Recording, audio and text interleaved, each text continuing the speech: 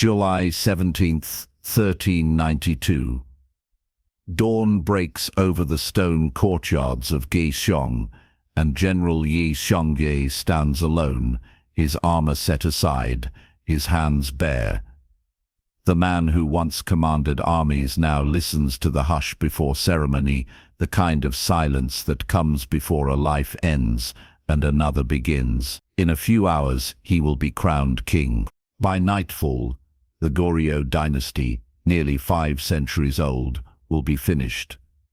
Korea will have a new name, a new capital, and a new moral compass. But in this moment, Yi does not look triumphant. He looks weighed down by memory, by blood already spilled, by the knowledge that power once seized never loosens its grip without consequence. Outside the palace walls, rain threatens. Inside, ministers whisper.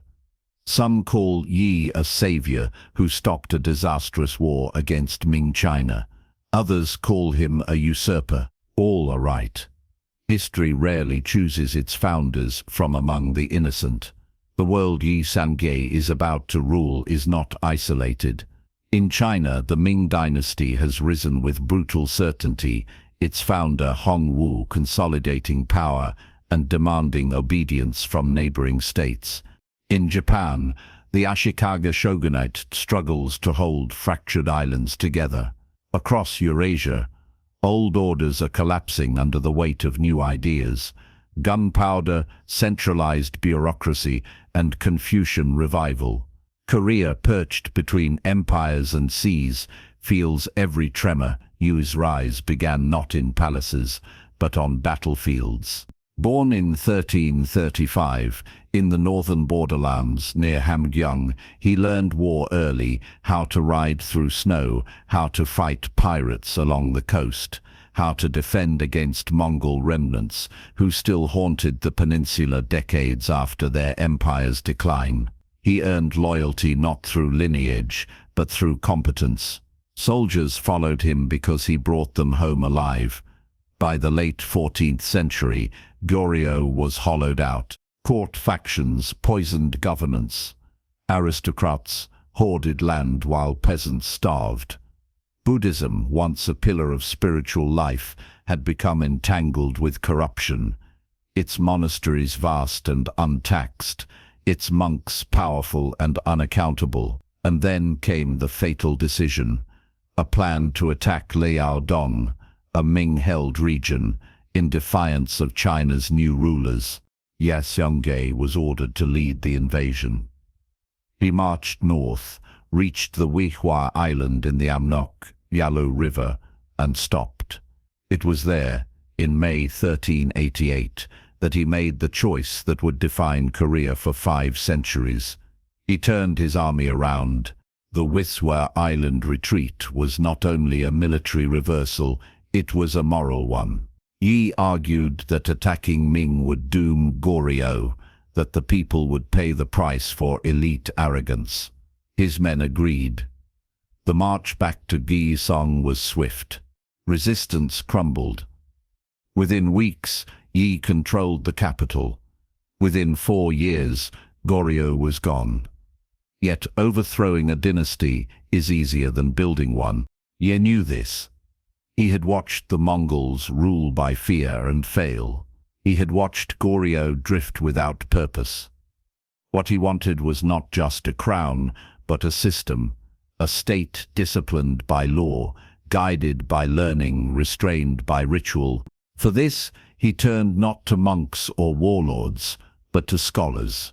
Men like Zhang Dujan believed Korea could be remade through Neo-Confucianism, a philosophy that emphasized order, hierarchy, moral governance, and the supremacy of civil officials over military men. It was radical in its own way. It demanded that kings rule by virtue, that officials be chosen by merit, and that society be organized like a family, each role defined, each duty sacred. On the day Yi Xiongye ascends the throne as King Teo, the first ruler of Joseon, banners are raised bearing a name drawn from ancient legend. Joseon, echoing a mythic past, to legitimize a revolutionary present. The court bows, drums thunder. A new dynasty declares itself born not from divine right alone, but from moral reform. But beneath the ceremony, fractures already form. Taehao's sons watch closely. Scholars argue late into the night about law codes and land reform. Former Goryeo loyalists seethe in silence, and the Ming court, while recognizing the new king, keeps its eyes sharp. Joseon will survive only if it proves useful, obedient and stable. That evening, as lamps flicker across the palace halls, Tae retires from the crowd. He knows crowns demand sacrifices. He also knows revolutions devour their architects. The state he is building will favor pens over swords, yet it was a sword that brought him here. How long before the scholars he empowered decide they no longer need a warrior king? Outside, the rain finally falls on Gaeseong's roofs, washing dust from stone, blood from memory. The Joseon Dynasty has begun, but its future will be written not just in laws and rituals, but in betrayals, purges, and the unrelenting question of how power should be used. The night deepens, and somewhere within the palace, the seeds of conflict are already taking root. August 26, 1398. Night grips Hansyang, the newly chosen capital, under a sky heavy with summer heat. Torches flicker along palace corridors as footsteps echo where silence should reign. Inside the royal compound, steel is being drawn, not against foreign enemies but against blood. This is not how King Tae imagined the future of Joseon. 6 years have passed since the dynasty's founding, and the ideals that once promised harmony now sharpen into weapons. At the center of the storm stands Jang Do-jun, the brilliant architect of Joseon's political soul. He envisioned a kingdom ruled by law, restrained kingship, and scholar officials souls by merit. In his design, the monarch was first among equals, respected but limited. It was a revolutionary idea, and one that terrified those who believed power should flow through bloodlines and swords. Among them was Taesho's fifth son, Yi Bang-won. Yi Bang-won had helped his father seize the throne. He had negotiated with Ming envoys, secured recognition, and crushed opposition. Yet, as Joseon took shape, he found himself pushed aside. Jang Do-jun favored a younger prince as heir, one who could be molded, controlled, someone who would never challenge scholar dominance. To Bang-won it was a betrayal not just of ambition, but of survival. In Joseon, sidelined princes did not live long. That night in 1398, the palace becomes a killing ground. Bang-won's men move swiftly. Jang Do-jun is dragged from his residence and cut down. Loyal officials are slaughtered where they stand. 2 rival princes, children of Tae, are murdered before dawn. By morning, blood stains the stones of the capital, and the dream of a purely scholar-led state lies shattered. History will call it the first strife of princes. Tae will call it something else entirely, unforgivable. When the king learns what his son has done, the weight finally breaks him. This was not reform. This was not order. This was the same cycle of violence he had sought to escape. Within weeks, Tae abdicates the throne, retreating into bitter isolation. He never forgives Yi Bang-won. Father and son will never reconcile. The crown passes briefly to King Jung-jung, a cautious ruler who understands the truth. Joseon is now ruled by fear, not consensus, and everyone knows who holds the real power. In 1400, another confrontation erupts. Brothers turn on brothers once more in the second strife of princes. When the dust settles, Yi Bang-won stands alone. That same year, he ascends the throne as King Taejong, the third king of Joseon. He is ruthless. He is calculating, and he is exactly what the fragile dynasty needs to survive. Taejong understands something Jung Dojung did not. Ideals mean nothing without control. He moves quickly to centralize authority. Private armies are abolished. Powerful noble families are dismantled. Land records are revised to reclaim estates stolen during Goryeo decay. Even the royal in-laws, once untouchable, are purged if they threaten the throne. It is brutal. It is effective. Under Taejong, Joseon transforms from a vision into a functioning state. Taxation becomes standardized. The military is brought firmly under royal command. Most importantly, the civil service examination system, rooted in Confucian classics, is strengthened, ensuring that governance depends on education rather than birth. Yet, Taejong does something unexpected. Having secured absolute power, he gives it up. In 1418, Taejong abdicates voluntarily, handing the throne to his third son, Yi Do, known to history as King Sejong. It is a calculated move. Taejong remains alive, advising from the shadows, ensuring stability while allowing a new kind of ruler to emerge. Sejong is not forged by bloodshed. He is forged by curiosity. Born in 1397, Sejong grows up immersed in texts, astronomy, music, and philosophy.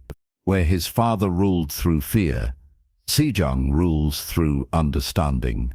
He listens to scholars, farmers, artisans, and inventors. He believes knowledge is power, not just for kings, but for people. Under Sejong, Joseon enters a golden age. Scientific bureaus are established. Rain gauges are invented to improve agriculture. Star charts are refined. Medicine is standardized. History is meticulously recorded. But Sejong's most radical act challenges the very foundation of elite authority. In the early 1440s, Sejong confronts a problem no king before him dared to solve. The Korean language is spoken by all, but written by few. Classical Chinese dominates official life, locking literacy behind years of elite education. Farmers cannot read laws, women cannot write letters, commoners exist in silence. Sejong decides this must end. In 1443, within the Hall of Worthies, he unveils a new script, simple, logical, elegant. Its letters reflect the shape of the mouth and tongue. It can be learned in days, not decades. He names it Honmin Junggyum, the proper sounds for the instruction of the people. Today, we call it Hangul. The scholar officials are horrified. They call it vulgar, dangerous, a threat to social order. They argue that if everyone can read, hierarchy will collapse. Sejong listens and proceeds anyway.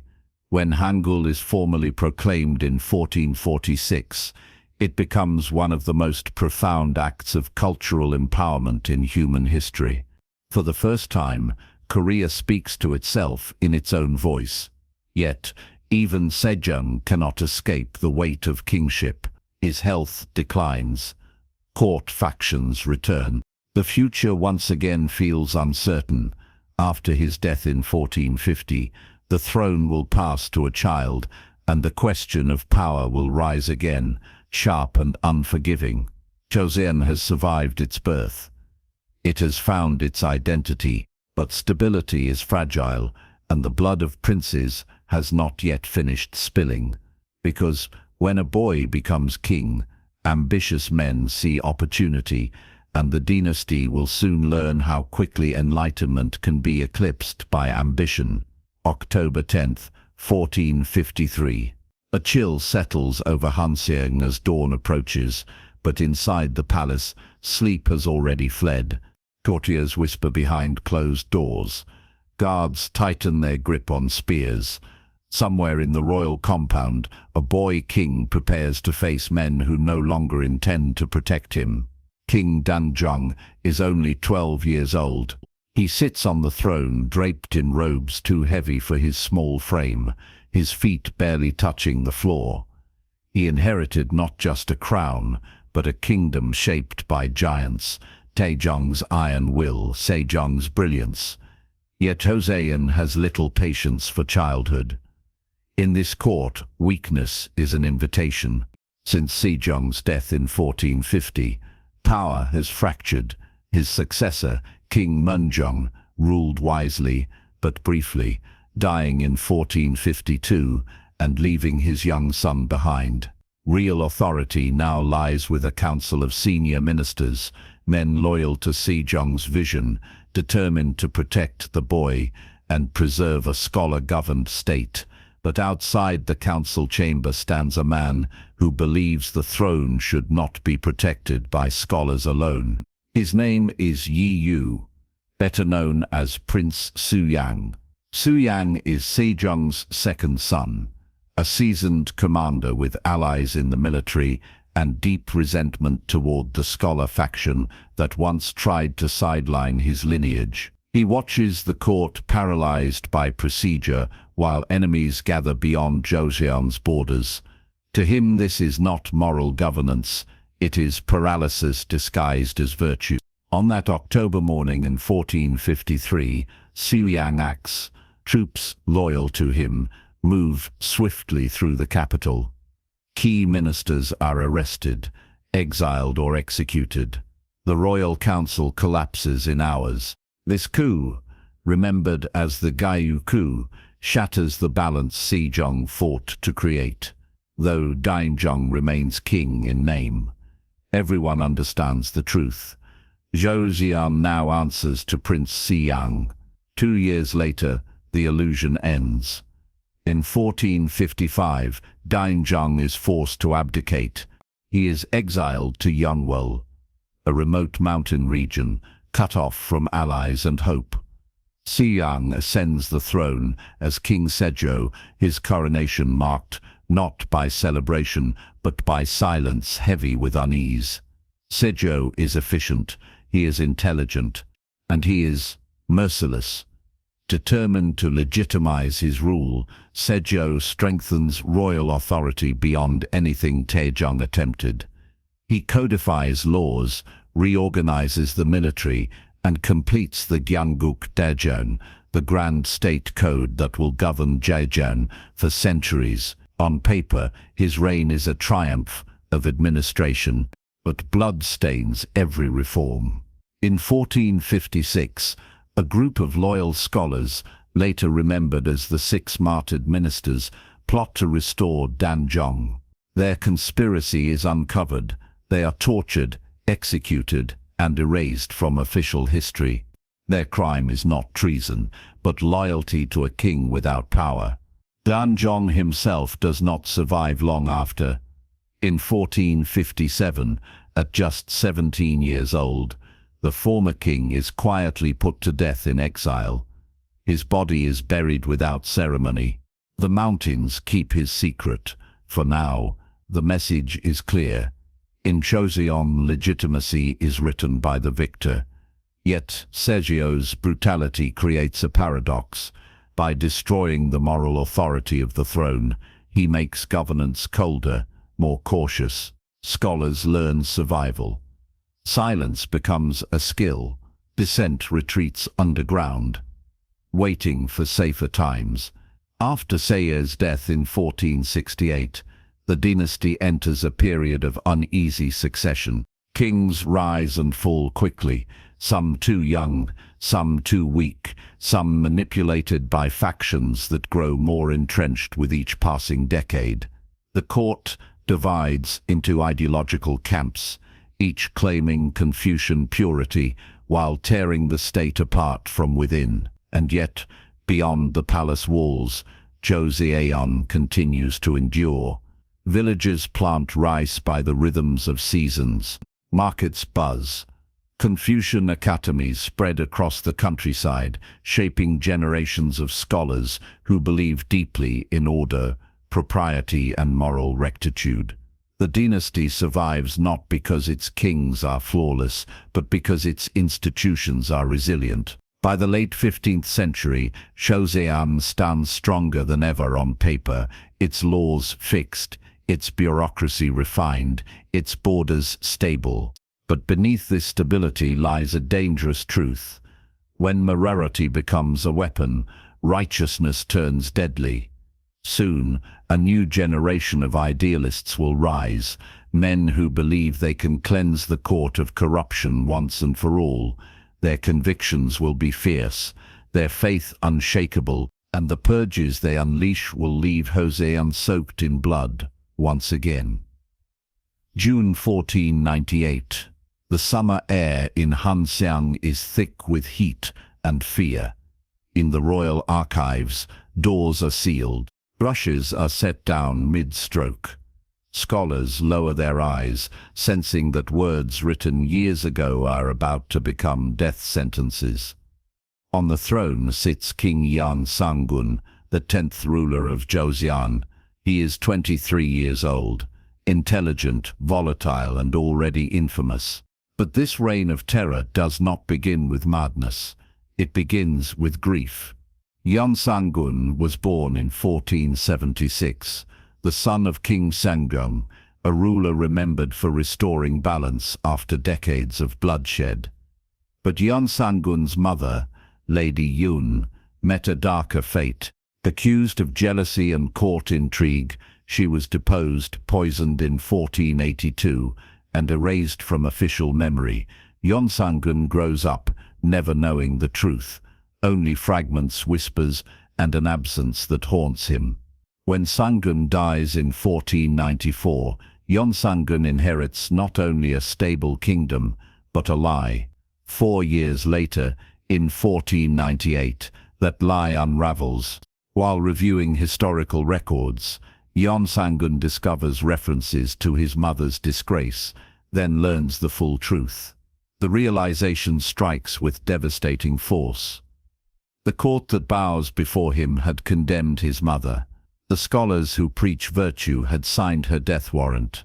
In his eyes, Joseon's moral elite are hypocrites cloaked in righteousness. His response is absolute. What follows is remembered as the first literati purge. Scholars are arrested for writings critical of past kings, words penned decades earlier, now reinterpreted as treason. Some are exiled, many are executed. Families are destroyed, not for actions, but for thoughts. This is only the beginning. In 1504, Yeonsangun uncovers the final details of Lady Yun's death. The rage that follows consumes restraint itself. The second literati purge erupts. Court officials, palace women, even royal relatives are slaughtered. The palace becomes a place of screams. Confucian discourse is replaced by terror. But Yeonsangun's vengeance does not stop at punishment. It turns decadent. He converts Confucian academies into pleasure grounds. He imposes crushing taxes to fund personal indulgence. He bans the use of written Hangul in official documents, not because it is flawed, but because it empowered voices he could not control. The king who was meant to uphold moral order becomes its destroyer. By 1506, even the court cannot endure him. Senior officials and military commanders conspire in silence, knowing failure means extinction. In September, while Yeonsangun is away from the capital, they act. The coup is swift. Guards change allegiance. Gates close. When Yeonsangun returns, he is arrested without a fight. He is not executed. He is exiled, stripped of title, and left to fade into obscurity, dying 2 months later, abandoned by history and memory. The throne passes to his half-brother, King Yeongyang. At first, hope returns. Yeongyang restores Confucian institutions, recalls exiled scholars, and promises moral renewal. The purges are condemned. Balance, it seems, will be restored. But Joseon has learned a dangerous lesson. Kings can fall, and when kings are weak, factions rise. By the 1510s and 1520s, power shifts from the throne to competing scholar groups, each claiming to be the true guardians of Confucian virtue. They weaponize morality, accusing rivals of impurity, heresy, or disloyalty. The cycle begins anew. Among the new scholars is a man of fierce conviction and quiet intensity, Zhou Guangzhou. He believes Joseon can still become a moral utopia if corruption is rooted out completely. Under Yunzhong, he rises quickly, pushing radical reforms that threaten entrenched elites. For a moment it seems idealism might finally win, but Joseon has never been kind to idealists. By 1519, Zhou Guangzhou's enemies strike. Accused of treason through fabricated omens and forged writings, he is exiled, then executed. His followers are purged. Once again, virtue becomes a pretext for bloodshed. The message is unmistakable. In Shosei, morality without power is fatal. As the 16th century advances, the court grows cautious, rigid, inward-looking. Officials argue over protocol while ignoring the world beyond the seas. Pirates raid the coasts. Foreign powers evolve. New weapons spread. Joseon believes its greatest dangers lie within. It is wrong, because soon from across the sea, an invasion will arrive unlike anything the peninsula has ever faced, and the dynasty's long obsession with internal purity will leave it terrifyingly unprepared. April 13th, 1592. At dawn, the sea off Busan darkens, not with clouds, but with sails, hundreds of them. Warships, transport vessels, floating fortresses packed with soldiers, hardened by decades of civil war. As they approach the Korean shoreline, drums thunder across the water, banners bearing the crest of Toyotomi Hideyoshi snap in the wind. Joseon is about to be torn open.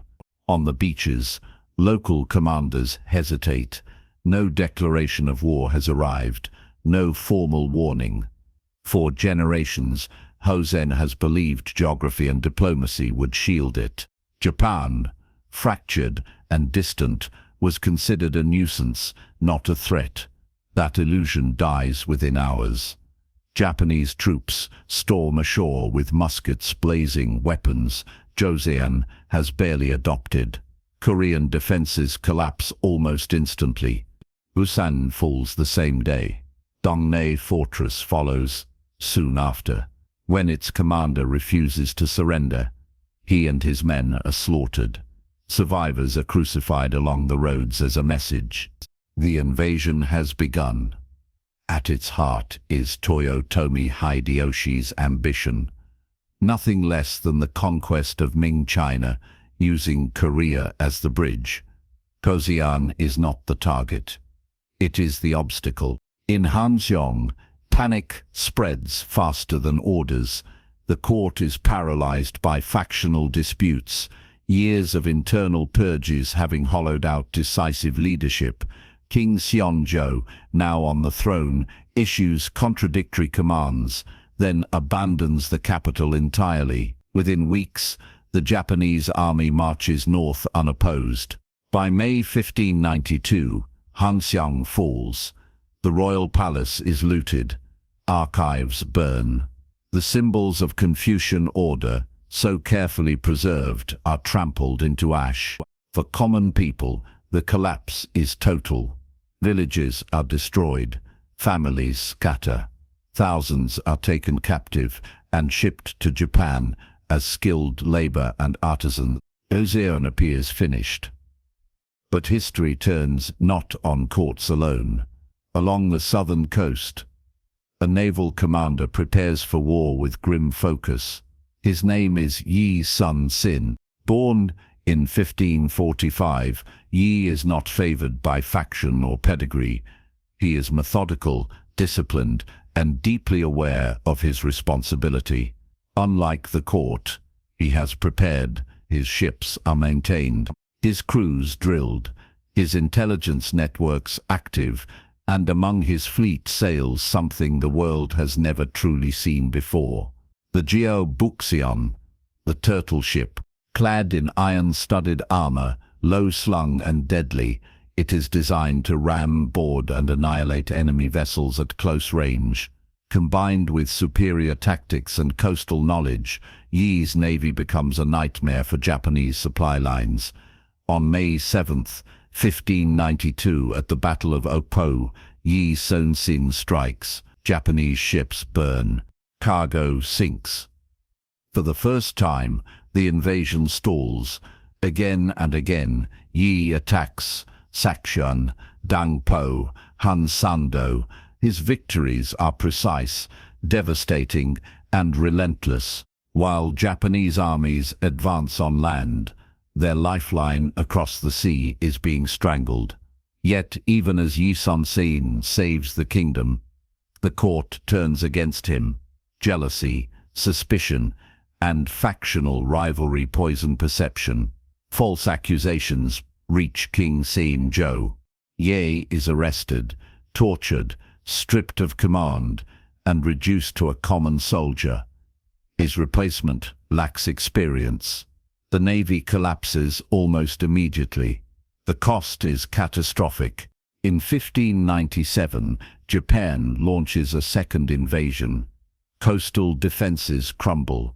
Desperate, the court releases Yi Sun-sin from prison and restores his command. He returns to find only 13 ships remaining. 13. Facing him is a Japanese fleet numbering in the hundreds. On October 26, 1597, at the Battle of Myeongnyong, Yi Sun-sin chooses geography as his ally. He lures the enemy into a narrow strait, where tidal currents rage like living things. As Japanese ships are torn apart by water and confusion, he attacks with ruthless precision. Against all logic, he wins. The victory becomes legend. Morale surges. The tide of war shifts once more. Meanwhile, Ming China enters the conflict fully, sending massive armies to support Joseon. The war drags on, devastating the peninsula. Crops fail. Famine spreads. Disease follows. The human cost becomes unbearable. Then, in 1598, Toyotomi Hideyoshi dies. Japan's will to fight collapses. Orders arrive to withdraw, but even in retreat, the enemy remains dangerous. On December 16, 1598, at the Battle of Noryang, Yi Sun-sin leads the final engagement of the war. The Japanese fleet is destroyed, but at the height of victory, Yi is struck by a musket ball. As he falls, he gives his final command: "Do not announce my death." He dies as his fleet sails on, drums beating, victory secured.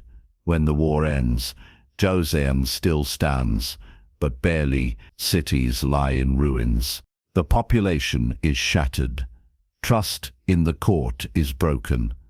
The belief that moral purity alone can protect a nation has been obliterated. The Imjin War changes everything. Joseon will never again see the world as distant. Foreign threats are real. Technology matters, unity is survival. Yet the dynasty, wounded and exhausted, will soon face another enemy, one not from the sea, but from the north. And this time, there will be no Yi Sun-sin to save it. January 1627. Snow blankets the northern plains as riders appear on the horizon, fast, disciplined and silent. They are not bandits, they are not diplomats, they are Jurchen warriors, and they are crossing the frozen Amnok River with purpose. Joseon, still scarred from the Japanese invasions, is about to be invaded again. The enemy this time does not arrive by sea, nor with muskets blazing. They come from the forests and steppes of Manchuria, hardened by cold and war. They call themselves the later Jin, soon to be known as the Manchu, the people who will one day rule China as the Qing dynasty. At the center of Joseon's fate stands a deeply divided court. The Imjin War ended in 1598, but peace never truly followed. The land recovered slowly. Famine and disease haunted villages. The court, instead of reforming, fractured further into rival factions. Easterners, Westerners, Northerners, each obsessed with ideological purity, each convinced the others were corrupt. Loyalty to principle outweighed loyalty to survival. By the early 17th century, the world beyond Joseon has transformed. Ming China, once unshakable, is weakening, bled dry by war, corruption, and rebellion. In Manchuria, a brilliant and ruthless leader named Nurhaci unites the Jurchen tribes, creating a new military system built on absolute loyalty and mobility. Joseon watches and chooses denial. Bound by centuries of cultural reverence and political dependence, Joseon clings to Ming as the center of civilization. To abandon Ming is, in the eyes of Joseon scholars, to abandon morality itself. The Manchu are dismissed as barbarians, unworthy of recognition. It is a fatal miscalculation. In 1627, Manchu forces invade Joseon in what later becomes known as the First Manchu Invasion. Their goal is not conquest, but submission, to force Joseon to abandon Ming loyalty and recognize the rising power in the north. Caught off guard, Joseon scrambles. King Injo, placed on the throne through a coup driven by conservative factions, flees the capital in panic. Once again, the royal court runs while common people are left behind. The invasion is swift and terrifying, but brief. A peace treaty is signed. Joseon agrees to a nominal brotherly relationship with the Manchu, while quietly maintaining allegiance to Ming in spirit and policy. They believe they have survived. They are wrong. In 1636, the Manchu return, no longer as the later Jin, but as the Qing Dynasty, now rulers of northern China. This time they come not to negotiate, but to break Joseon completely. The second Manchu invasion is overwhelming. Qing cavalry bypass border defenses, racing directly toward the heart of the kingdom. Within weeks, Hansheng is threatened. King Injo flees again, this time to the mountain fortress of Namhansanseong, a stronghold meant to withstand siege. Winter closes in. Inside the fortress, conditions are horrific. Food runs low. Soldiers freeze, civilians starve, ministers argue endlessly. Some demanding resistance unto death, for the sake of Ming loyalty, others urging surrender to save the people. Outside the walls, Qing forces wait patiently. They know time is their ally. After 45 days, reality crushes ideology. In January 1637, King Injo descends from the fortress. On the frozen banks of the Samjo-do, he kneels before the Qing Emperor Hong Taiji, not once, but 3 times, and he bows his head 9 times in full prostration. The ceremony is public, humiliating, intentional. Joseon becomes a tributary of the Qing. Hostages are taken, royal princes sent north as political insurance. Ming loyalty is forbidden. The moral universe Chuan built its identity upon collapses in the snow. The psychological wound is deeper than any battlefield loss. For the scholar officials, this is spiritual devastation. They had believed righteousness guaranteed protection. Instead, it brought ruin. Some retreat into rigid conservatism, clinging harder to ritual and hierarchy. Others turn inward, seeking meaning in scholarship, art, and memory of a world that no longer exists. The kings that follow rule cautiously, haunted by humiliation. Joseon survives, but it is no longer confident. Foreign policy becomes defensive. Innovation slows. Military reform is discussed endlessly, implemented weakly. The dynasty chooses stability over strength, tradition over adaptation. Yet within this wounded state, something unexpected happens. As external power diminishes, internal culture deepens. In the late 17th and 18th centuries, Joseon experiences a renaissance of thought. Scholars begin questioning rigid Neo-Confucian orthodoxy, giving rise to Silahak, practical learning. These thinkers argue that governance should serve real people, not abstract virtue. They study agriculture, economics, technology, geography. Kings like Yangzhou and Zhengzhou they attempt reform, reducing factional violence, easing tax burdens, promoting capable officials regardless of faction. Under Zhengzhou, royal libraries expand, science advances, and merit briefly outweighs pedigree. But these reforms are fragile. When Zhengzhou dies suddenly in 1800, the old forces return with vengeance. Power shifts to royal in-law families. Corruption explodes. The court becomes a marketplace of bribes. Peasants suffer under crushing taxes and forced labor. Joseon, once proud and principled, drifts into stagnation, and beyond its shores, the world is accelerating. Western empires, armed with steam, cannon, and global ambition, are pressing into Asia. China is reeling from internal collapse. Japan is watching, learning, preparing.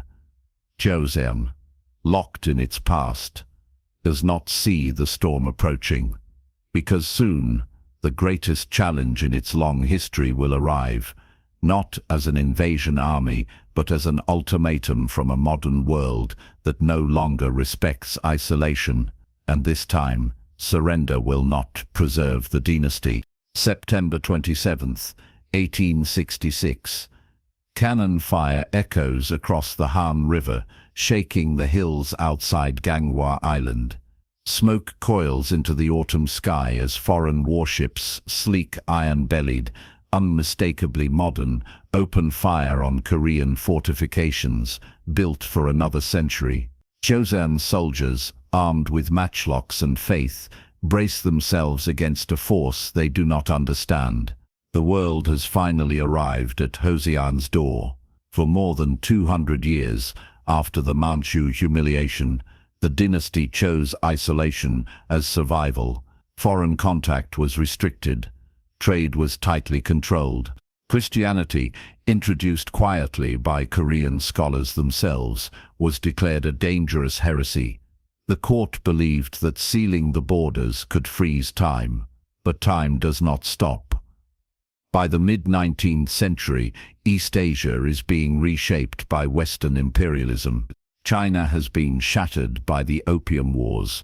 Unequal treaties carve its sovereignty into pieces. Japan, forced open by Commodore Perry in 1853, races to modernize. Joseon watches these disasters unfold and concludes the lesson is simple: openness brings destruction. The man determined to enforce this belief is Joseon Dynasty, father of the young king Dojung. The Dynasty rules as regent, beginning in 1863. He is austere, suspicious, and fiercely anti-foreign. To him, Joseon's weakness lies not in isolation, but in moral decay. His solution is uncompromising centralization, purging corrupt elites, restoring royal authority, and eradicating foreign influence at any cost. Christianity becomes his primary target. By the 1860s, tens of thousands of Koreans have converted. Western missionaries operate covertly, spreading new ideas alongside new loyalties. The Dynasty sees this as treason disguised as faith. In 1866, he orders mass executions.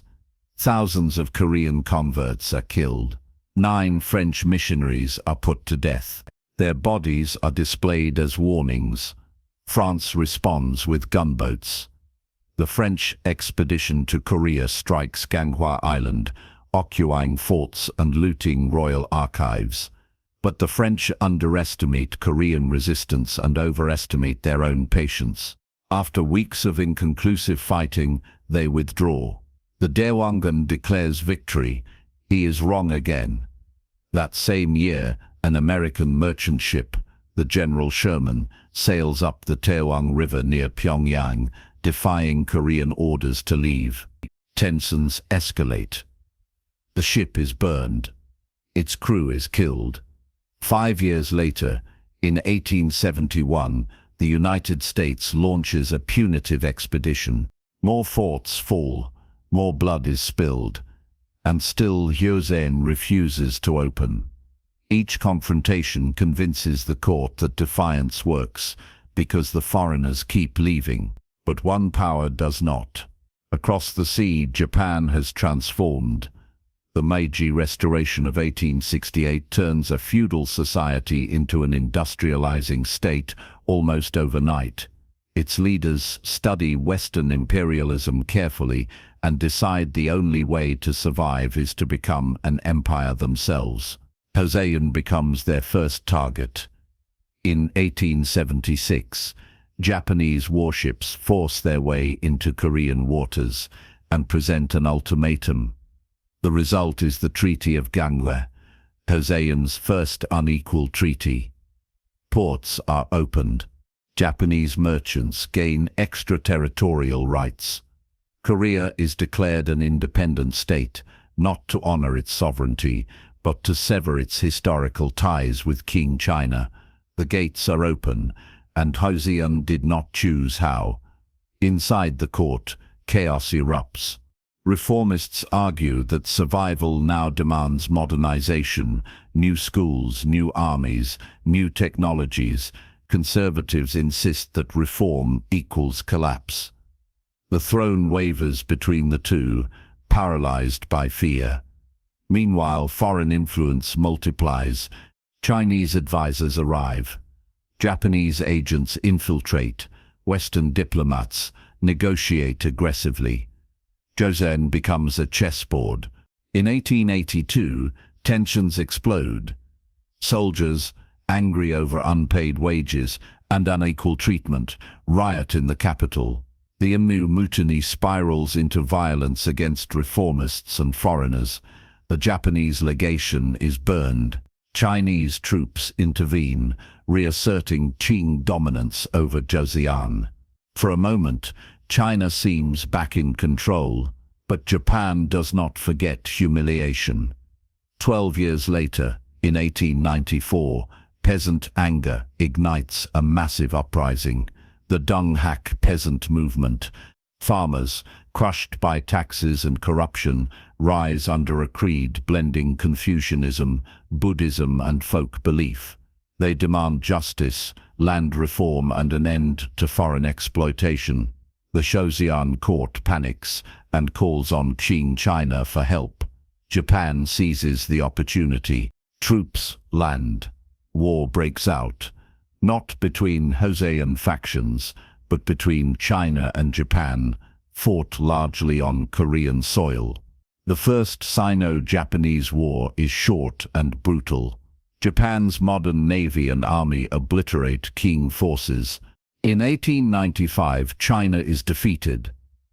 With that defeat, the old East Asian order collapses.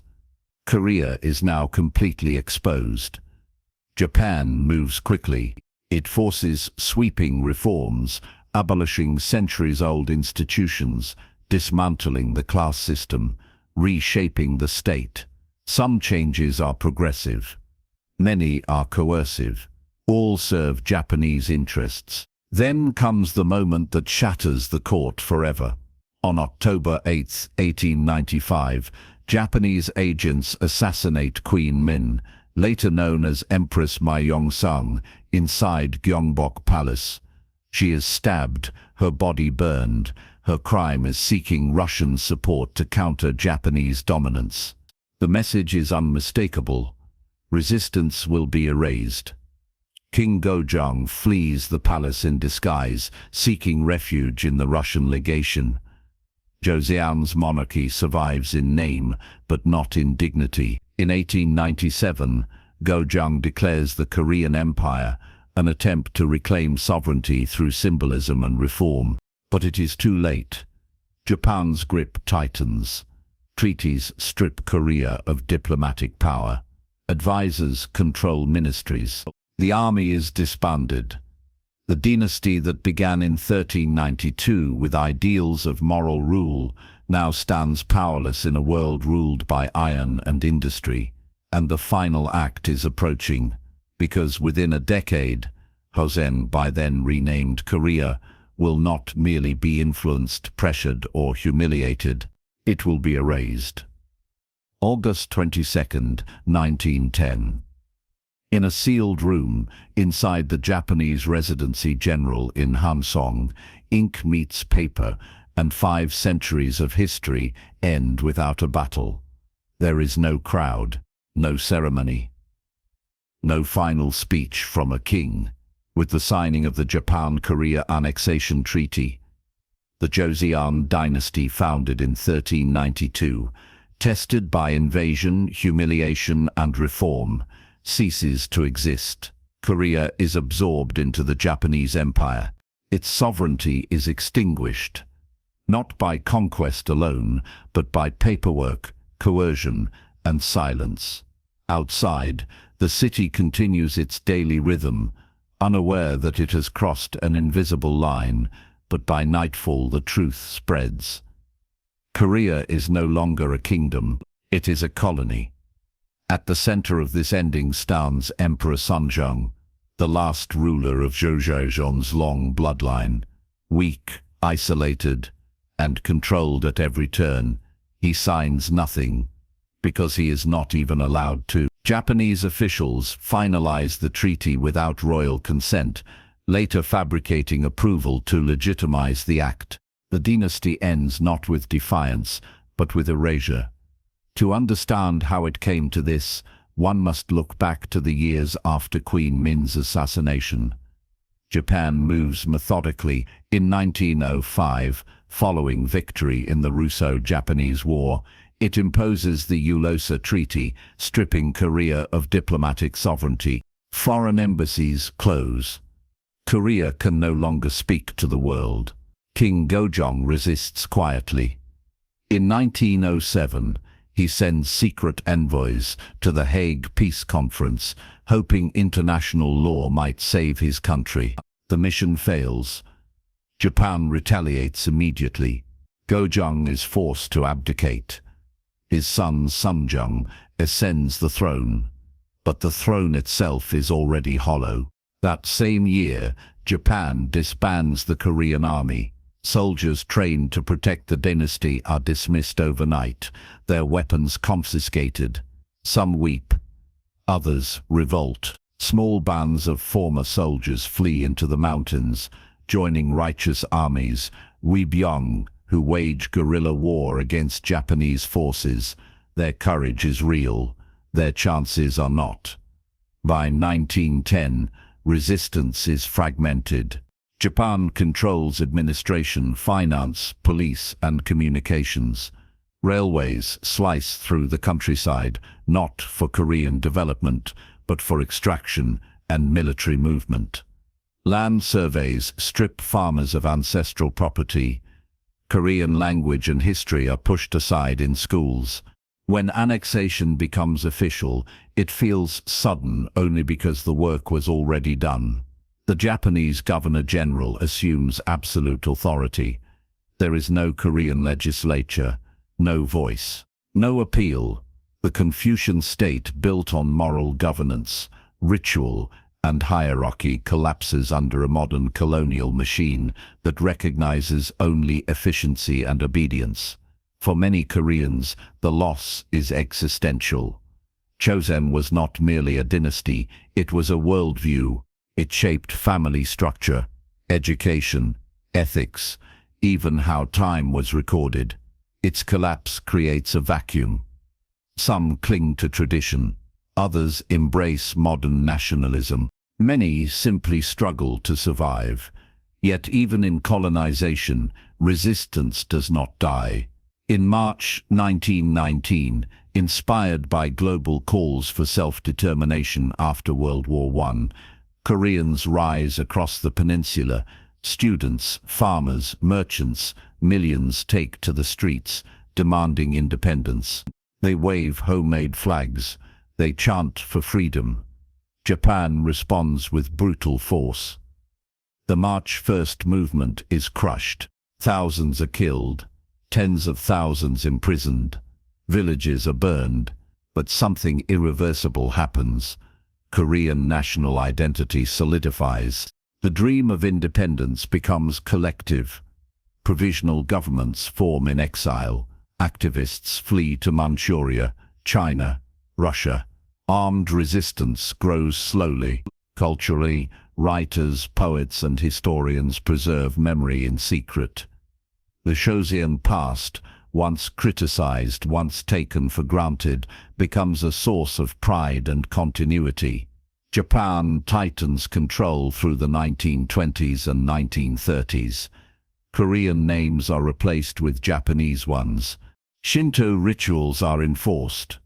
Resources are extracted for imperial war. During World War II, hundreds of thousands of Koreans are conscripted for labor. Women are coerced into sexual slavery. The human cost is staggering. Then, in August 1945, the Japanese Empire collapses. Korea is liberated, but not restored. The peninsula is divided by foreign powers along the 38th parallel, setting the stage for another tragedy. The Joseon Dynasty is not revived. The monarchy is gone. What follows is not continuity, but rupture, occupation, division, and eventually war. Yet Joseon's legacy does not vanish with its throne. Its influence lives on in language, ethics, family structure, scholarship, and memory. Hangul, created under King Sejong, becomes the backbone of Korean identity. Confucian values continue to shape society, sometimes as strength, sometimes as burden. The tension between moral idealism and political survival, first forged in Joseon's founding, remains visible even in modern Korea. Joseon's story is not one of simple failure. It is the story of a small kingdom navigating a dangerous world, sometimes wisely, sometimes blindly. A state that prized virtue but struggled with power, that survived invasions by adapting, yet fell when adaptation came too late. A dynasty that believed order could endure forever, only to learn that history answers to no philosophy. From the lonely dawn of 1392, when Joseon accepted a crown heavy with consequence, to the silent signatures of 1910, Joseon's 5 centuries unfold as a cautionary epic of ideals tested by reality, of culture forged through suffering, and of a people who endured long after kings disappeared. The dynasty is unseen, but the nation remained. June 25, 1950. The air above the 38th parallel burns with smoke. Artillery tears through hillsides. Soldiers sprint across fields while civilians flee, clutching whatever belongings they can carry. Korea, once unified under Joseon, then fractured by foreign domination, now faces a catastrophe that will leave its landscape and people unrecognizable. The Korean War has begun. For centuries, Korea had endured invasions, purges, and colonization. Each time, its people adapted, survived, and preserved memory. But nothing in Joseon's history could have fully prepared the peninsula for the mechanized, ideologically driven destruction that defines the mid-20th century. Tanks roll where horses once trotted. Airplanes scream overhead where arrows once flew. Cities, Hanseong, Pyongyang, Busan, shatter in hours. In Seoul, refugees cram streets, desperate for safety. The royal palaces of Joseon, already stripped of kings and administrative function a century prior, serve as makeshift shelters and hospitals. Monuments that once marked a dynasty's pride are repurposed for survival, their stains bearing the scars of centuries, symbolic of a nation battered again, yet unwilling to break completely. The ideological divide between the North and South reflects a tension first seeded centuries ago, the struggle between moral idealism and survival, between loyalty and pragmatism, between rigid order and the necessity of adaptation. Joseon's Confucian legacy, with its emphasis on hierarchy, duty and loyalty, remains alive in familial structures and community norms. But now, that order collides violently with modern political ideologies, communism, democracy, and authoritarianism, imported and imposed by external powers. Amid the chaos, ordinary Koreans demonstrate a resilience that echoes the Joseon spirit. Farmers, merchants, and scholars alike become soldiers. Networks of local leaders attempt to maintain order. Families risk everything to hide the vulnerable. Knowledge from the Joseon era, navigation, logistics, and agriculture is repurposed for survival, a silent testament to centuries of cultural continuity. Yet the human cost is staggering.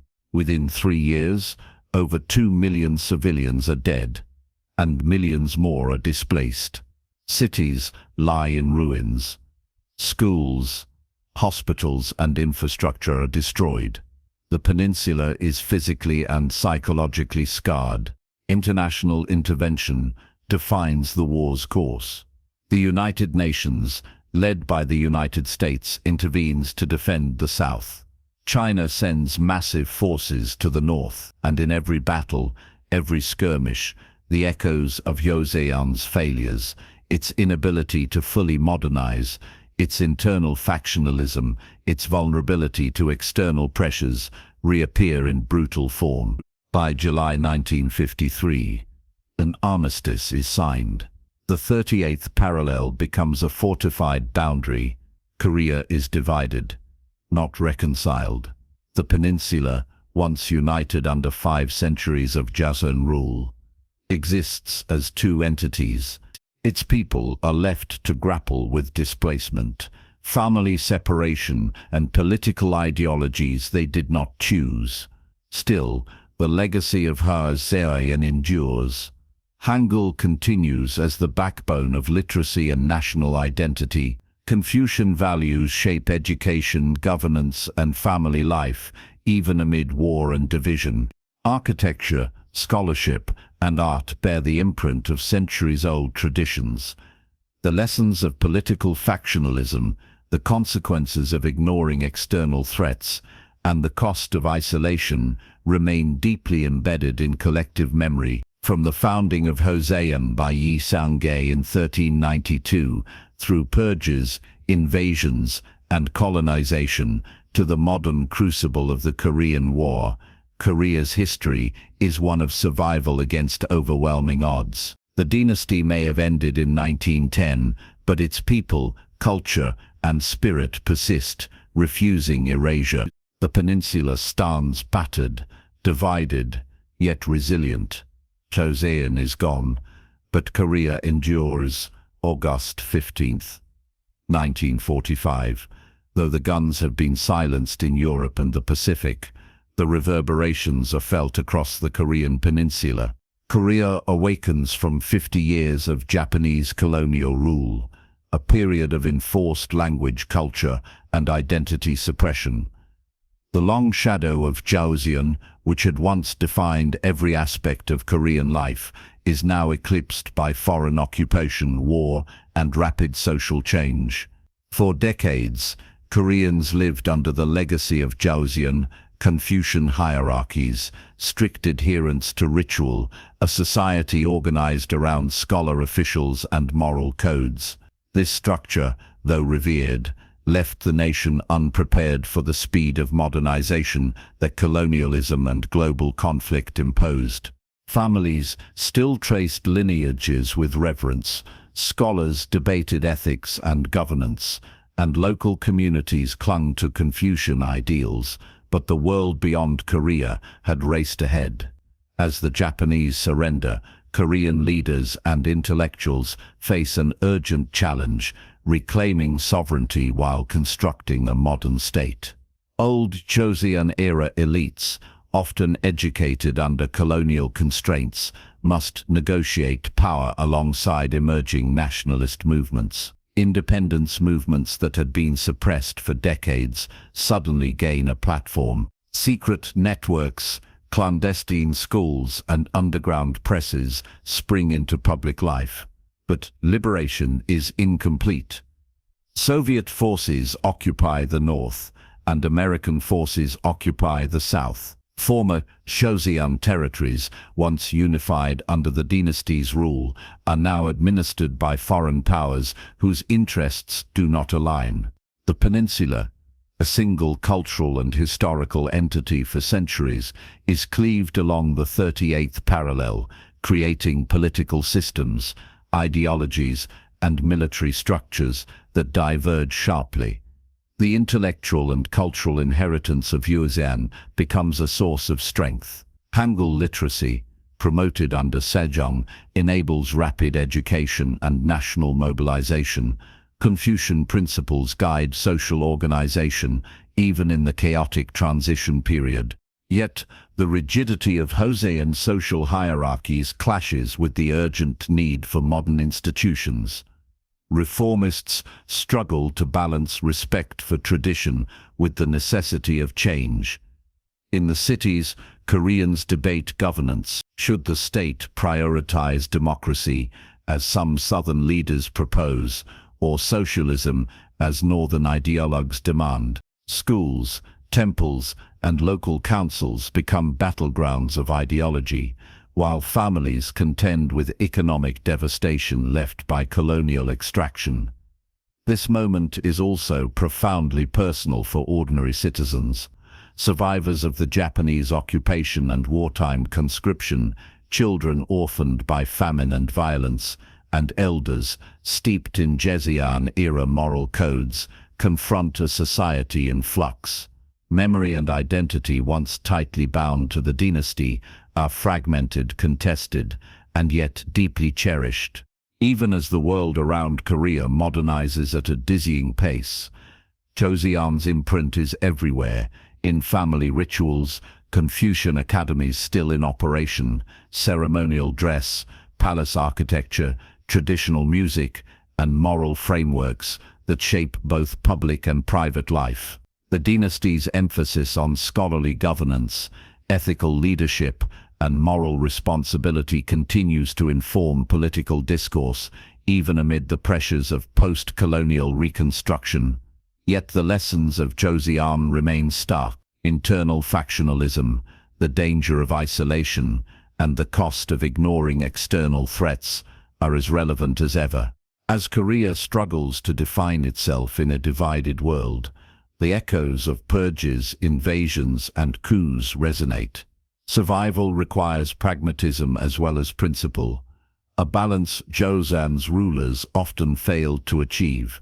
The dynasty may be gone, its kings, scholars, and bureaucrats lie in history books, but the structures, ethics, and culture they built endure, guiding Korea through liberation, division, and the daunting task of national reconstruction. Joseon's 500-year story has ended, but Korea's story is far from over. The legacy of kings and scholars, victories and defeats, survives in every city, village, and family across the peninsula. June 25, 1950. The sun rises over the Korean peninsula, but its light cannot pierce the shadow of sudden violence. Across the 38th parallel, North Korean forces surge forward, armored and determined. Artillery tears through hillsides, and infantry advances with ruthless coordination. The Korean War, an echo of centuries of external invasions, has erupted in full. South Korea, still recovering from colonial exploitation and the turmoil of liberation, is unprepared. Its fledgling military is ill-equipped, its leadership inexperienced. Refugees pour into Seoul, fleeing towns and villages engulfed in fire. Families, already traumatized by decades of oppression, are forced into new, unimaginable horrors. The echoes of Joseon's past are visible even amid modern warfare. Factionalism, which once crippled court politics, now appears in the form of disorganized military command. Distrust and suspicion among leaders impede strategic decisions, leaving civilians and soldiers vulnerable. The moral lessons of past kings, discipline, foresight and unity, resonate painfully in the chaos. On the front lines, South Korean forces fight desperately. Ordinary citizens, farmers, merchants, students become soldiers overnight. Knowledge of terrain, passed down from the Joseon-era local governance and rural organization, provides some advantage, but it is not enough to halt the well-equipped North Korean army. Bridges collapse, villages burn, and the capital falls within days. International intervention reshapes the conflict. The United Nations, led primarily by the United States, sends troops and supplies. China supports North Korea, turning the peninsula into a proxy battlefield for global powers. Mechanized warfare, airstrikes, and modern artillery create destruction inconceivable in Joseon times. Cities are leveled, farmlands rendered unusable, and civilians trapped between shifting front lines. Yet in this devastation, the resilience of the Korean people endures. Communities organize relief networks. Scholars, teachers, and former bureaucrats use their organizational skills to manage logistics, protect refugees, and maintain schools in displaced towns. The same Confucian emphasis on duty and moral responsibility that guided Joseon officials centuries ago now saves lives. The war also exposes the enduring consequences of historical isolation. Decades of limited modernization during late Joseon and colonial rule left Korea vulnerable. Military, industrial, and infrastructural underdevelopment magnifies the human cost. The lessons of Joseon's failures, factionalism, underestimating external threats, and delaying reforms, play out with devastating clarity. By July 1953, after 3 years of brutal conflict, the Korean Armistice Agreement is signed. The 38th parallel becomes a heavily fortified border, dividing the peninsula permanently. Millions of lives are lost. Families are separated. Cities are reduced to rubble. The fragile state of post-Joseon Korea is tested to its limits. Still, the cultural and social legacy of the dynasty persists. Hangul remains the foundation of national literacy. Confucian ideals continue to inform education, ethics, and family life. Historical memory, the sacrifices, purges, invasions, and reforms of Joseon shapes the nation's response to modern crises. Joseon's story, from its founding in 1392 to its end in 1910, has long influenced Korea's identity. Now, in the crucible of the Korean War, that legacy continues, not as a governing power, but as a cultural and moral compass. The dynasty may be gone, but its influence endures in the courage, resilience, and unity of the Korean people facing the challenges of a new era. October 1st, 1960. In the streets of Seoul, crowds swell with chants and banners. The air is thick with tension, sweat, and the scent of tear gas. Korea, still reeling from the devastation of the Korean War, now faces a crisis, not of foreign armies, but of governance, corruption, and the struggle for democracy. The echoes of Joseon's political lessons reverberate in every decision, every confrontation, every act of courage. Decades after the dynasty's fall, Korea's people remain deeply aware of the consequences of political factionalism and mismanagement. Joseon's history is taught in whispers and classrooms alike. not merely as a story of kings and scholars, but as a moral guide. Citizens remember how weak or divided leadership led to invasions, purges, and foreign domination. They understand that internal disunity can be as deadly as any external threat. And now, in 1960, the lessons are being tested once again. The government of Syngman Rhee, South Korea's first president, has grown increasingly authoritarian. Electoral fraud, political oppression, and nepotism plague the administration. Citizens, weary from war and longing for stability, begin to voice dissent. Students, inspired by ideals of justice and fairness, take to the streets. Workers and teachers join them, demanding transparency, accountability, and the removal of corrupt officials. The protest movement recalls the moral courage of Joseon-era reformists, figures who challenged entrenched elites, advocated for justice, and risked their lives to defend principle over convenience. In this sense, history becomes a mirror. Koreans see themselves as heirs to a lineage of resistance. Peasants who revolted against taxation and corruption, scholars who wrote treatises for reform, and generals who defended the kingdom from invaders with ingenuity and sacrifice. The April Revolution, as it becomes known, unfolds over weeks. Citizens organize committees, develop communication networks, and maintain order amidst chaos. Despite intimidation by police forces, the movement grows, fueled by outrage at electoral fraud and the deaths of protesting students. The parallels to Joseon are uncanny. In both eras, people mobilize against rulers who fail to act ethically, demonstrating that legitimacy comes not solely from power, but from moral authority. Under immense pressure, President Rhee resigns on April 26, 1960, fleeing the capital. The movement achieves a rare triumph, the removal of a corrupt, authoritarian leader without descending into full-scale civil war. Yet the vacuum of power also brings uncertainty. Citizens, aware of history, understand that mere removal of a ruler does not guarantee stable governance. Factionalism, indecision, and opportunism are constant threats, a truth Joseon kings understood, often too late. In the months that follow, the new government attempts reform. Elections are called, civil liberties are restored, but the fragility of the system becomes apparent. Military officers, dissatisfied with slow progress, begin plotting behind closed doors. By May 1961, General Park Chung-hee stages a coup, seizing power and establishing a military government. Once again, the people of Korea confront a harsh reality.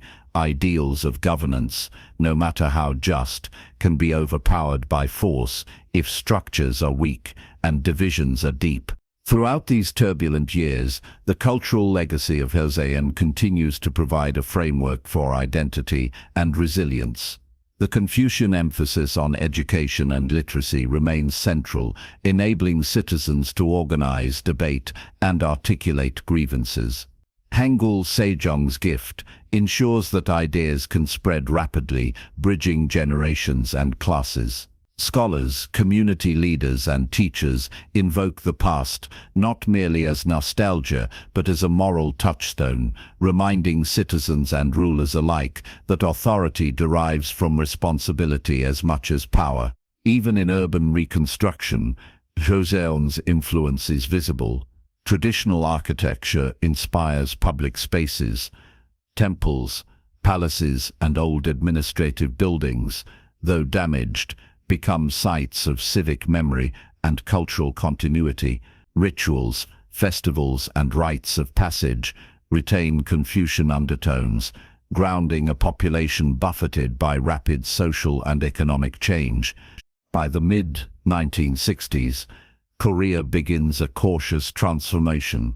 Under Park Chung-hee, industrialization accelerates. Factories rise where rice paddies once lay. Railways, ports, and power plants modernize the landscape. Education expands, literacy improves, and urban centers grow rapidly. Yet progress comes with compromise. Political dissent is suppressed. Civil liberties are curtailed. The lessons of Joseon, particularly regarding ethical governance and checks on power, remain relevant, even as the government prioritizes efficiency and national development over debate and moral discourse.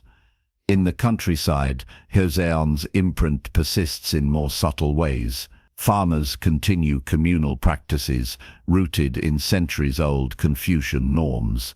Village elders mediate disputes using principles first codified under Sejong. Local rituals mark the seasons, honor ancestors, and teach moral responsibility. While the nation modernizes, these cultural threads ensure continuity, connecting ordinary people to a shared historical consciousness that predates colonization, war, and division. Internationally, Korea navigates a complex environment.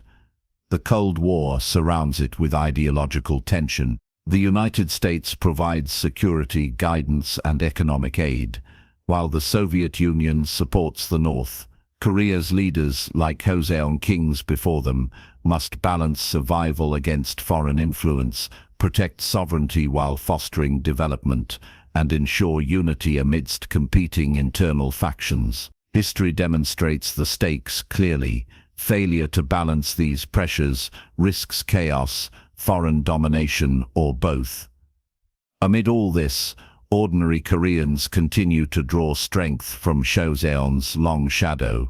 Stories of Yi Sun-sin and the Imjin War are taught not just as history, but as lessons in courage, strategy, and the moral imperative of protecting the nation. Hangul literacy allows these stories, along with legal codes, philosophical debates, and moral treatises from the Joseon era, to reach wider audiences. Generations raised on these narratives carry forward a sense of resilience, ingenuity, and ethical responsibility that helps guide Korea through political upheaval, rapid modernization, and social transformation. By the late 1960s, Korea is both a modernizing state and a society deeply conscious of its past. Urban centers hum with industry, while villages retain centuries-old rhythms. Education flourishes, national identity strengthens, yet underlying tensions remain. The peninsula is divided, political freedoms are constrained, and citizens remain aware that progress without ethical governance can be fragile. The story of Joseon, its founding struggles, reforms, purges, invasions, and eventual erasure, remains a living influence. It informs policy, culture, family life, and national consciousness. From the moral deliberations of Sejong to the strategic brilliance of Yi Sun-sin, from the failures of factionalism to the lessons of resilience, Joseon's legacy shapes the Korean experience in the modern era. As Korea looks toward the future, rebuilding and modernizing, it does so with the weight and guidance of centuries of history. Joseon may no longer exist as a political entity, but its cultural, moral, and intellectual imprint continues to define the nation. Every decision, every reform, every act of resistance or innovation is informed by the enduring lessons of a dynasty that spanned over 500 years. April 19, 1980. The streets of Seoul are alive with defiance. University students, teachers, and ordinary citizens march in relentless waves, chanting slogans demanding democracy and justice. Tear gas cuts through the spring air, clubs strike unarmed protesters, but still the crowds advance. Korea, still grappling with the legacies of colonialism, war, and rapid industrialization, faces a confrontation that echoes centuries of struggle, stretching all the way back to the moral, political, and social frameworks established under the Joseon Dynasty. The April Revolution is born from decades of accumulated tension. President Park Chung-hee, who seized power in a 1961 military coup, has ruled with an iron hand for nearly 2 decades. Rapid economic development has transformed Korea from a war-ravaged nation into an emerging industrial power. Skyscrapers rise where rice paddies once lay. Factories hum and foreign capital pours in. But this progress comes at a cost. Civil liberties are suppressed. Dissent is punished, and political corruption permeates every level of government. Koreans have long been schooled in the lessons of their history. Joseon's 5 centuries of Confucian governance instilled a deep understanding of the consequences of factionalism, corruption, and indecisive leadership. The Imjin War and Manchu invasions demonstrated that weakness, indecision, and internal division invite destruction. Japanese colonization further reinforced these lessons, showing that isolation, technological stagnation, and subservience to rigid hierarchy can render a nation powerless. The citizens now confronting Park's government are acutely aware of these historical truths, and they refuse to let Korea repeat past mistakes. The protests begin at Seoul National University, where students demand the resignation of Park and the establishment of a more transparent, democratic government. Their voices quickly resonate beyond campus walls. Teachers, intellectuals, laborers, and middle-class citizens join the demonstrations, creating a broad coalition united not by ideology alone, but by a shared understanding of justice, morality, and the necessity of governance that serves the people, an ethos rooted in Joseon's moral and bureaucratic traditions. The government responds with predictable force. Riot police wield batons, water cannons, and tear gas. Arrests escalate, yet protests grow. People are willing to risk injury, imprisonment, and death because they recognize that survival, sovereignty, and dignity demand action. In a way, they echo the righteous armies of Joseon's past, the peasants, scholars, and military leaders who rose in defense of justice, the land, and the nation. The principle is timeless.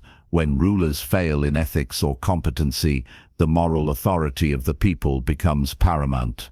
By April 18th, tension escalates into chaos. Students occupy streets and public spaces, barricading themselves against authorities. Factories halt production.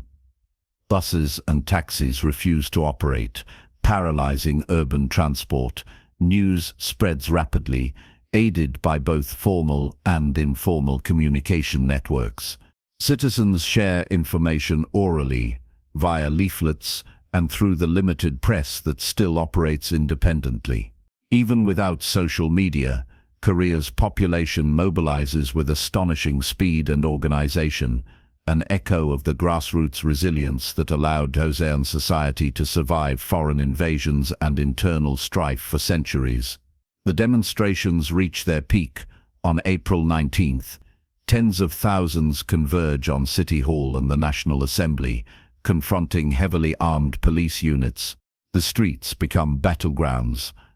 Brutal clashes leave dozens dead and hundreds injured. But the movement's moral clarity, the insistence that leaders serve the people, not exploit them, resonates too powerfully to be ignored. The parallels with Joseon are unmistakable. Centuries of ethical failure by rulers led to national crises, invasions, and humiliation. Today, Koreans demand that history not repeat itself under modern circumstances. Within days, the pressure proves unstoppable. President Park, recognizing the moral and political untenability of his position, resigns. Though he will continue to influence the country behind the scenes, the immediate victory belongs to the people.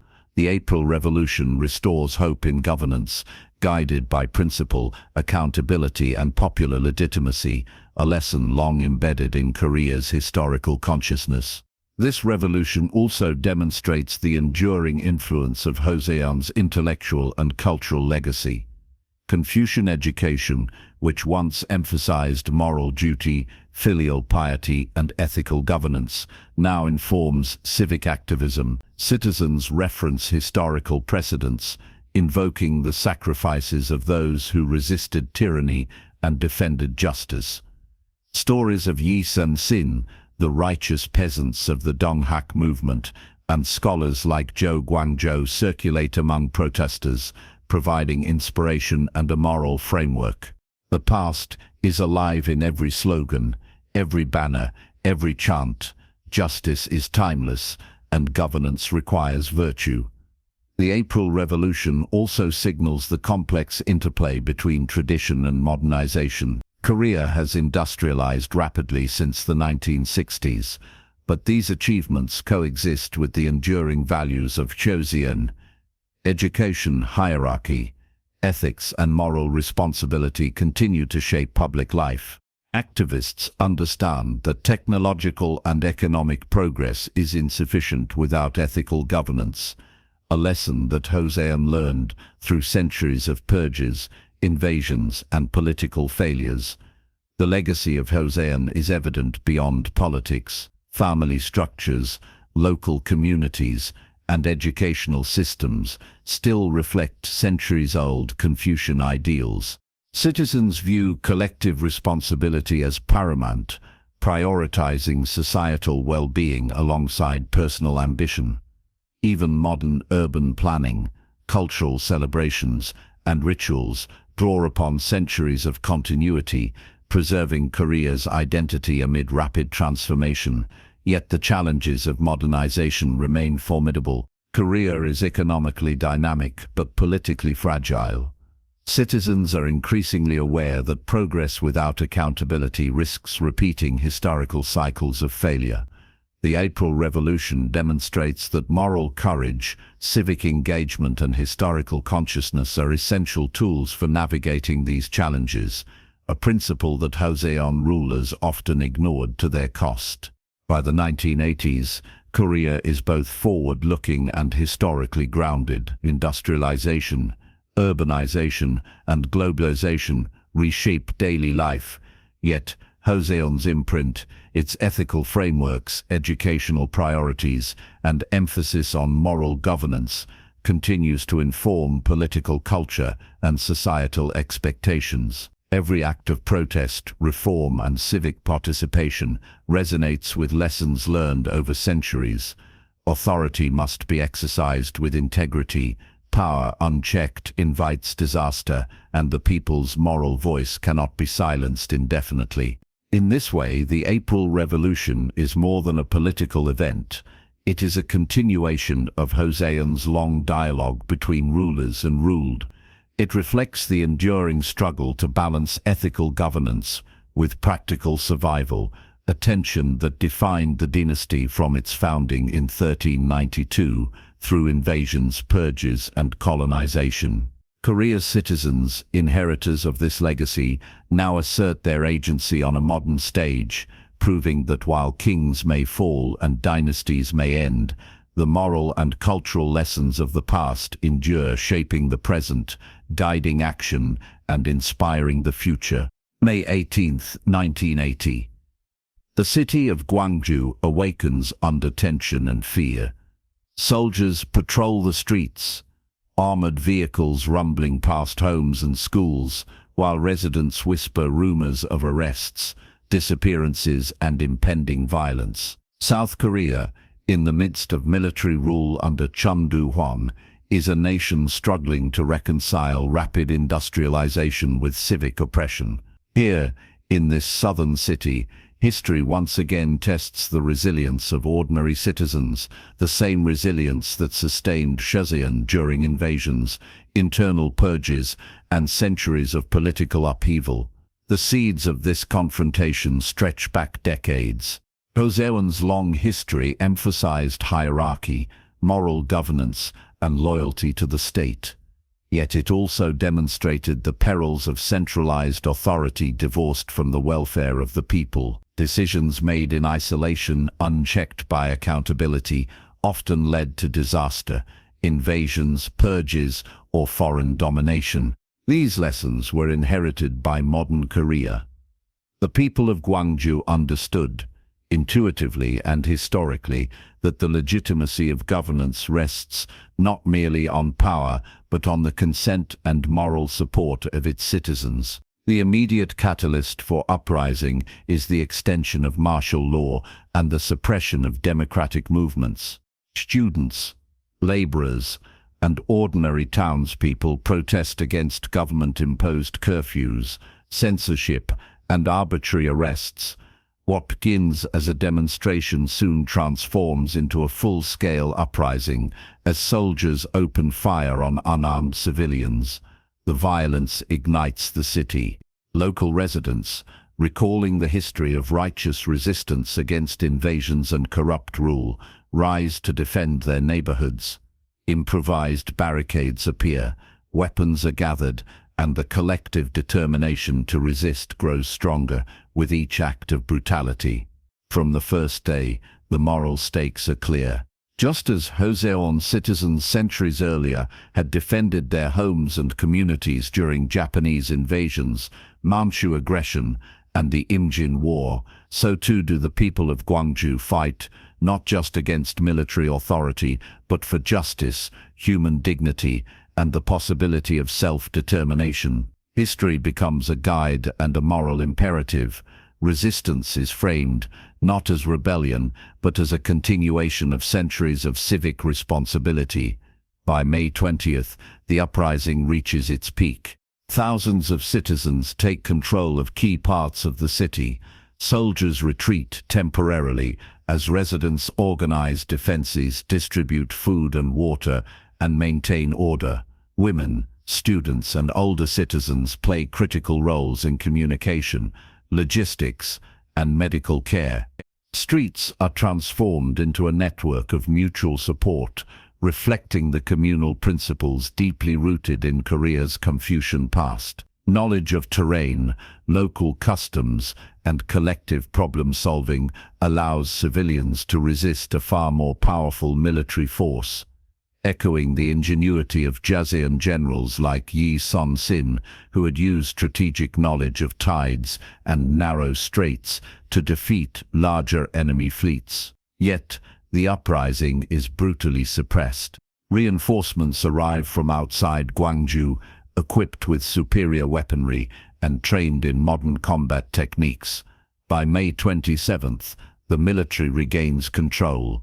Official reports later claim hundreds dead, thousands injured, and thousands more arrested. Families are torn apart. Schools and homes are destroyed. The scale of the violence overwhelms the city, leaving psychological scars that will last generations. Despite the immediate defeat, the Gwangju uprising leaves a profound legacy. It demonstrates the enduring capacity of Korean citizens to resist oppression, drawing strength from centuries of historical experience. Stories of courage, sacrifice, and solidarity circulate widely, inspiring democratic movements across the nation in the following years. The uprising becomes a moral touchstone, showing that the principles of justice and ethical governance, central to Joseon's Confucian framework, remain relevant even under the pressures of modern authoritarianism. The lessons of Joseon are visible in multiple dimensions of the uprising. First, collective organization proves vital. Just as village councils and Confucian academies once coordinated defense and governance, local leaders in Gwangju manage logistics, communication, and coordination during the crisis. Second, moral legitimacy drives participation. Citizens understand that fighting against unethical authority is not merely rebellion, it is a duty, a principle that echoes the righteous uprisings of Joseon's peasant armies and scholar-led reform movements. Third, knowledge of history informs strategy. Residents invoke lessons from past sieges, uprisings, and military campaigns, adapting ancient principles to the modern urban battlefield. The Gwangju uprising also highlights the limits of moral authority in the face of modern militarized power. Joseon's history was marked by repeated lessons that courage and ethics alone could not always prevent disaster. Similarly, despite immense local effort and sacrifice, the heavily armed state ultimately quells the uprising. Yet, as in Joseon's past, the ethical and cultural legacy survives, influencing future generations and shaping national consciousness. By the late 1980s, the memory of Gwangju becomes a catalyst for democratic change. Mass movements, strikes, and protests across South Korea culminate in constitutional reforms, free elections, and the eventual dismantling of military rule. In this context, Joseon's centuries of history, its emphasis on moral governance, the dangers of authoritarianism, and the responsibility of the people resonate profoundly. Modern Koreans, standing in streets and voting booths, are connected across centuries to citizens who resisted tyranny and defended justice under the dynasty. Culturally, Joseon's imprint remains unmistakable. Traditional Confucian values continue to influence family structures, educational systems, and ethical frameworks, even as Korea urbanizes and globalizes at a rapid pace. Historical memory of invasions, purges, colonization, and democratic struggles anchors a society navigating rapid modernization, ensuring that progress is measured not solely in economic or technological terms, but in moral and civic terms as well. Thus, the Gwangju Uprising is both a culmination and continuation of Korea's historical trajectory. It demonstrates the persistent relevance of Joseon-era principles in shaping civic identity, guiding collective action, and instilling moral courage. The uprising affirms that while kings, dynasties, and military rulers may fall, the ethical and cultural frameworks cultivated over centuries endure, embodied in the people, in their memory, and in their actions. In May 1980, Gwangju suffers immense pain and loss. Yet, as with the Imjin War, Manchu invasions, Japanese colonization, and other historical crises, the moral and cultural spirit of Joseon survives in the people's courage, resilience, and determination to demand justice. History, in this sense, is both teacher and witness. It records failure and triumph, oppression and resistance, and it offers guidance for those who must navigate the complexities of power, morality, and survival in a modernizing Korea. June 29, 1987. Seoul's streets are alive with tens of thousands of citizens demanding justice, accountability, and democracy. The June democratic uprising has begun. A crescendo of decades-long frustrations against authoritarian rule. The lessons of Joseon, centuries old, echo through every chant, every banner, and every courageous act. Power is legitimate only when exercised with moral responsibility, and tyranny, unchecked, inevitably provokes resistance. The immediate trigger is the death of Park Jong-chul, a student tortured by the secret police. His death exposes the systemic abuses of the regime of Chun Do-hwan, igniting outrage across social classes, universities, and workplaces. Citizens, fueled by historical consciousness and moral urgency, flood the streets. They carry photographs, candles, and banners, demanding free elections and an end to authoritarian oppression. The scale of participation is unprecedented. Seoul, Busan, Daegu, Gwangju, cities across the nation erupt into collective action. The echoes of Joseon's past are unmistakable.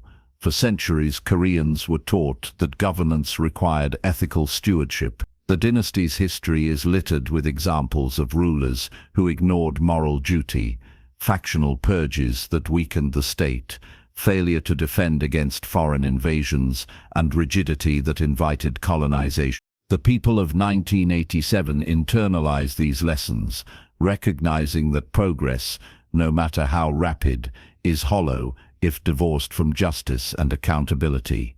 Their protests are both a moral and practical corrective to authoritarian failure. Student leaders play a central role, echoing Joseon-era scholar officials who advocated for reform and resisted corrupt authority. Their debates, speeches, and written manifestos draw inspiration from Korea's historical consciousness.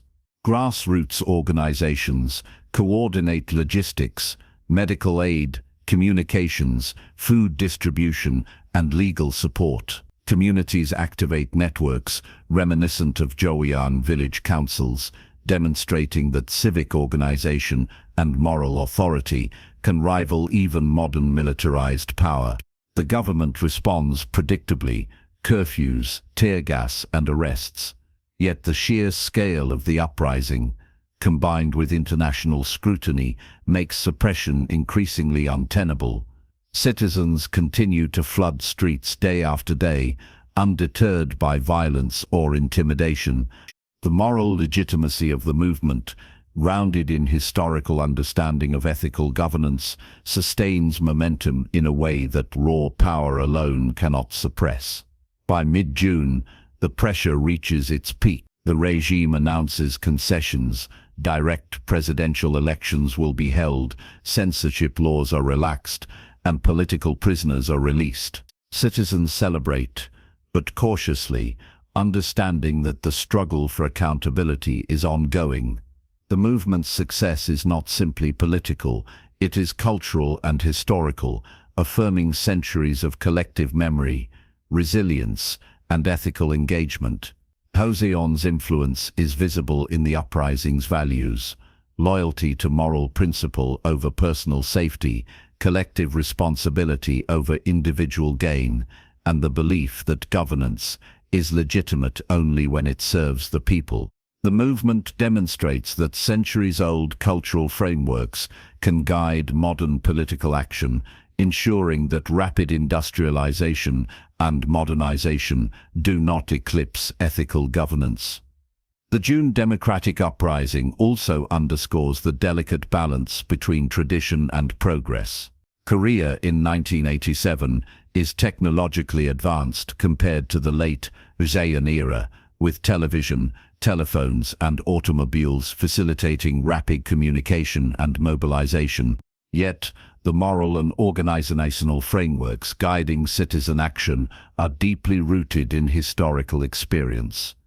Citizens leverage modern tools while drawing upon ethical principles cultivated over centuries, blending innovation with tradition. This blending of past and present marks a defining characteristic of Korea's post-Joseon evolution.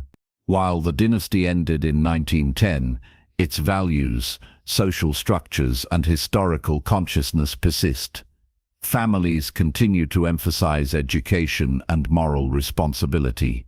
Villages and communities uphold Confucian-inspired codes of behavior. Scholars and teachers instill historical memory alongside modern knowledge. Even as Korea integrates into a globalized economy, these cultural legacies provide stability, moral clarity, and civic cohesion. By December 1987, South Korea holds its first truly democratic presidential election in decades.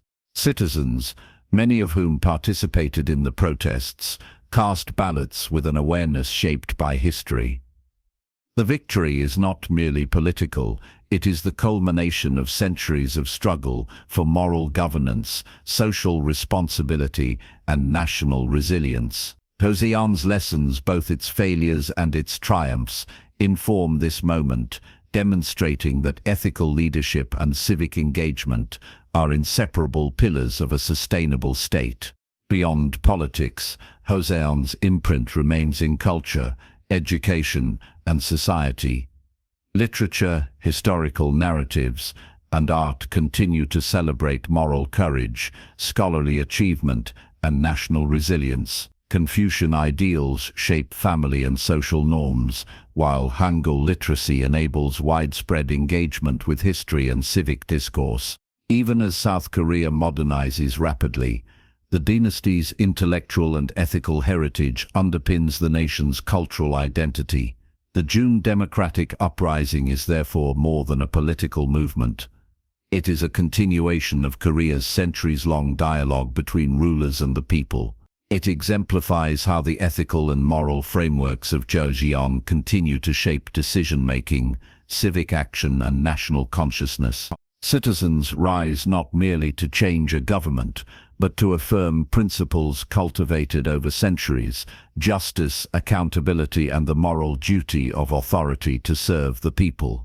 In this sense, Joseon's legacy transcends dynastic rule. It informs the very character of modern Korea, its values, its civic engagement, and its understanding of governance.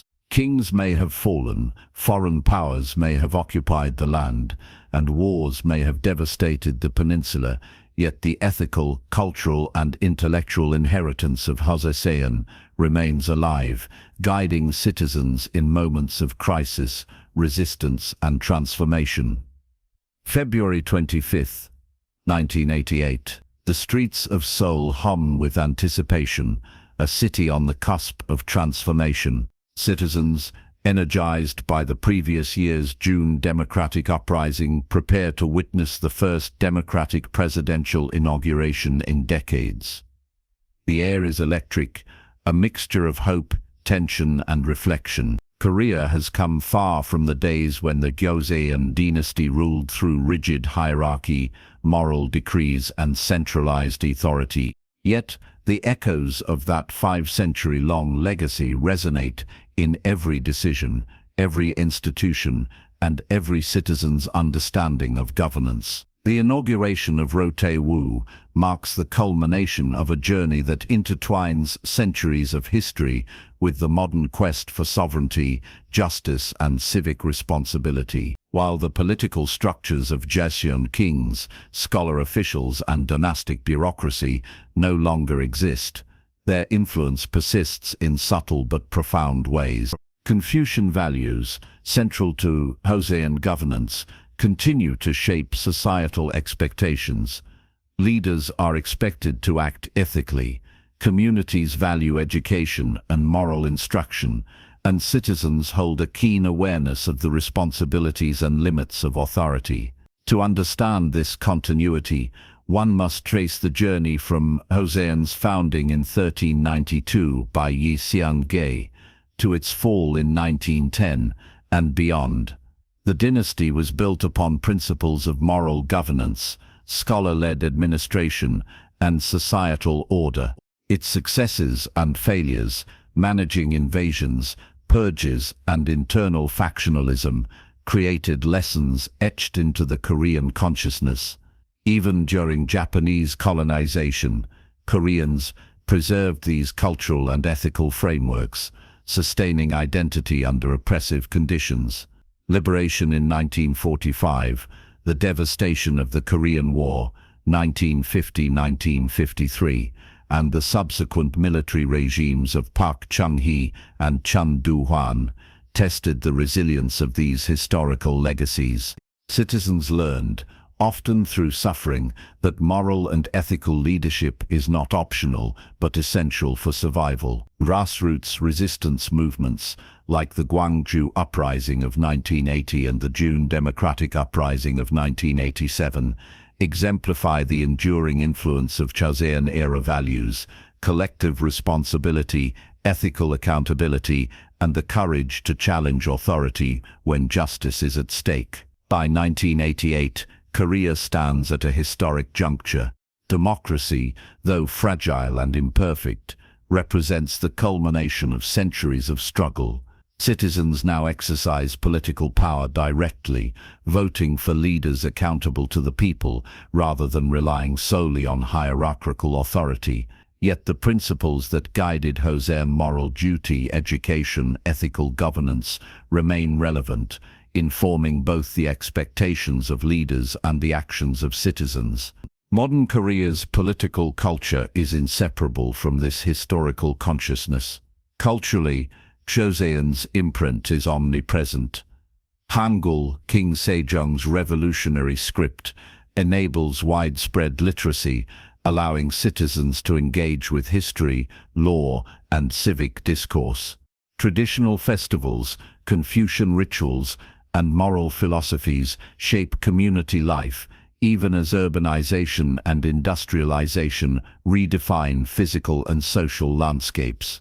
Education, once centered on the Weizhou examination system and Confucian scholarship, now emphasizes civic responsibility and historical awareness, ensuring that lessons of the past inform the present.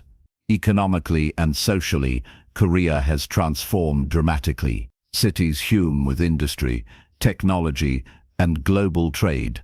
Modern infrastructure replaces the palaces, fortresses, and rural networks of Joseon. Yet, these advancements are grounded in a historical consciousness that values order, diligence, and societal cohesion, principles cultivated over 5 centuries of dynastic rule. Even as Korea modernizes, Joseon's influence ensures that progress is tempered by moral and ethical considerations.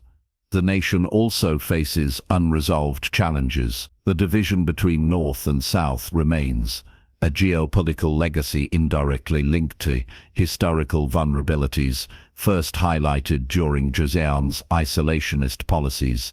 Citizens remain acutely aware that sovereignty and security are not guaranteed by strength alone, but require vigilance, unity, and ethical governance, a lesson reinforced by centuries of invasions, colonization, and civil upheaval. In 1988, as citizens watch the inauguration, the symbolic resonance is profound.